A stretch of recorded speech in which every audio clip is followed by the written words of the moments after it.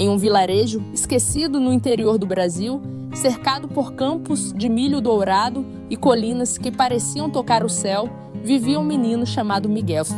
A vila era pequena, de ruas de terra batida e casas simples, feitas de madeira e barro, onde o tempo parecia caminhar devagar. A vida por ali era dura, marcada pelo sol escaldante, pela escassez e pela rotina imutável.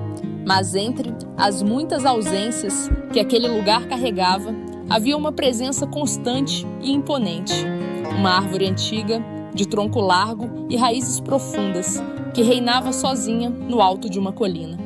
Ela era tão velha que os mais velhos do vilarejo diziam que já estava ali antes mesmo do povoado existir. Era sob essa árvore que Miguel se sentava todos os dias, com os pés descalços e os olhos voltados para o céu.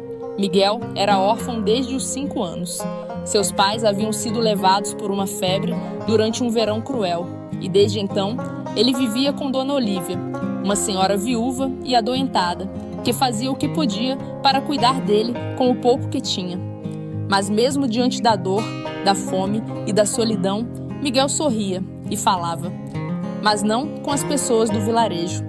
Ele falava com Deus. Todos os dias, depois da escola, Miguel subia a colina e se sentava à sombra da árvore.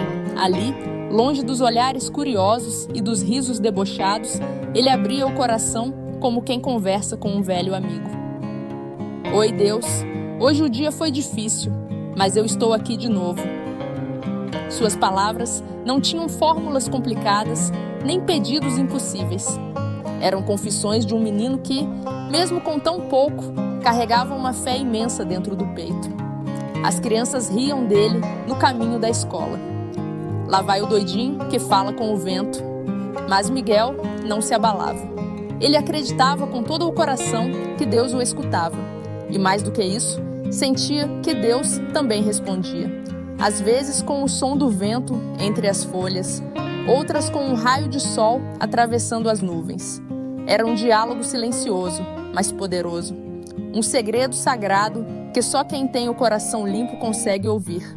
Enquanto os adultos do vilarejo se preocupavam com suas colheitas e dívidas e murmuravam contra a vida dura que levavam, Miguel continuava a subir a colina, todos os dias, mesmo nos de chuva, mesmo nos de febre, porque, para ele, aquele era o lugar onde Deus morava. E a árvore era o altar de um templo invisível que só ele conhecia. O tempo passou e as estações mudavam como páginas de um livro antigo. Mas algo naquele ano parecia diferente. O céu estava mais cinza, os ventos mais impacientes. Os mais velhos diziam que nunca tinham sentido o ar tão pesado, tão carregado. As nuvens pareciam guardar um segredo sombrio, e os animais do campo estavam agitados. Naquela noite, ninguém dormiu no vilarejo. As nuvens eram espessas, os ventos uivavam e a chuva caía com fúria. Os trovões rasgavam o céu como gritos. Miguel acordou com um pressentimento estranho. A pequena casa onde morava já tinha água entrando pelas frestas. Dona Olívia tossia em seu quarto e ele sabia. Algo muito ruim estava para acontecer. Então, ele fez o que seu coração mandou. Correu até a colina, encharcado, e se ajoelhou aos pés da árvore. Deus, fala comigo, me mostra o que fazer. E então, em meio ao rugido da tempestade, ele sentiu uma calma súbita, uma direção clara, uma voz sem som, mas clara como o dia. Leve-os para cá, traga-os para junto de mim. Miguel desceu a colina correndo, batendo de porta em porta. Gritava, a enchente vai tomar tudo, sigam-me, temos que ir até a colina. Muitos o ignoraram, chamaram-no de louco, mas outros, movidos pelo desespero ou talvez por uma centelha de fé, decidiram segui-lo. E assim, aos poucos, dezenas de pessoas começaram a subir, guiadas por um menino com olhos brilhantes em meio à escuridão.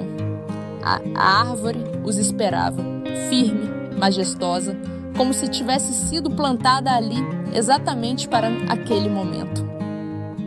Quando o sol finalmente ousou romper a escuridão, havia um silêncio solene sobre a colina.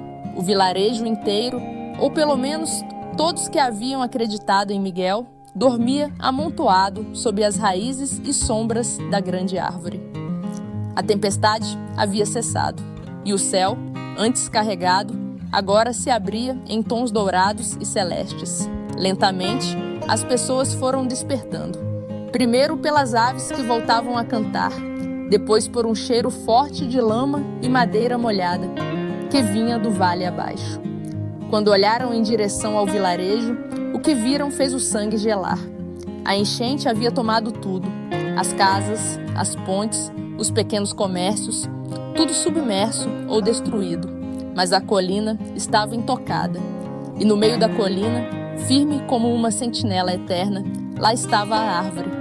Suas raízes seguraram a terra. Seus galhos protegeram os que dormiam sob sua sombra. A árvore, aquela com quem Miguel conversava, tinha resistido ao impossível. Um homem ajoelhou-se e começou a chorar. Era Joaquim, um dos moradores mais céticos do vilarejo, que sempre dissera que Deus era só uma lenda para consolar pobre. Outro homem se ajoelhou, depois outro. Um a um, todos estavam de joelhos, não diante de Miguel, mas diante da certeza de que haviam presenciado algo divino.